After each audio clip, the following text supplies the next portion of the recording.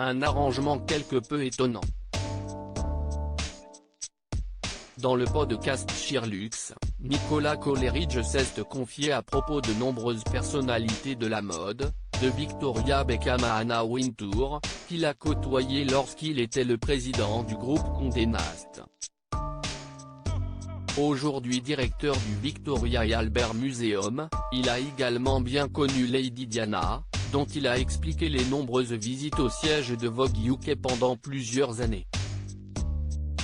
Si la princesse de Galles avait posé pour la couverture du magazine, ce n'était pas pour des séances photos qu'elle s'y rendait régulièrement mais pour une raison très particulière, des essayages.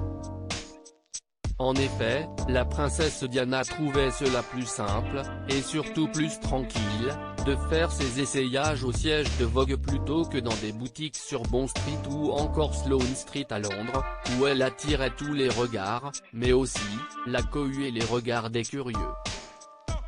Lorsqu'elle est arrivée, il y avait une telle excitation et tout le monde qui y travaillait était tellement ravi, que lorsqu'elle n'achetait rien elle sentait qu'elle causait une grande déception, explique ainsi Nicolas Coleridge, rapporte le Daily Mail.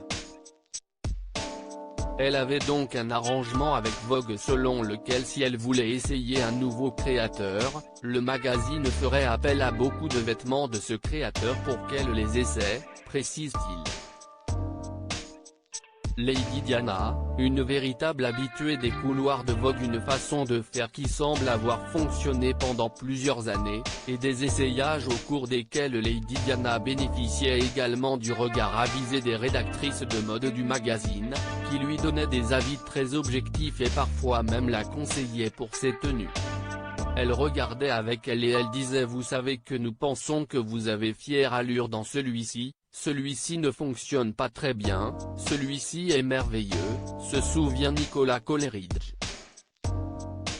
Après ces essayages, les équipes de la princesse appelaient les créateurs et leur commandaient directement les pièces qu'elle avait repérées, faisant ainsi d'elle une cliente discrète, et une habituée de Vogue, sur qui l'on pouvait tomber à tout moment dans l'ascenseur.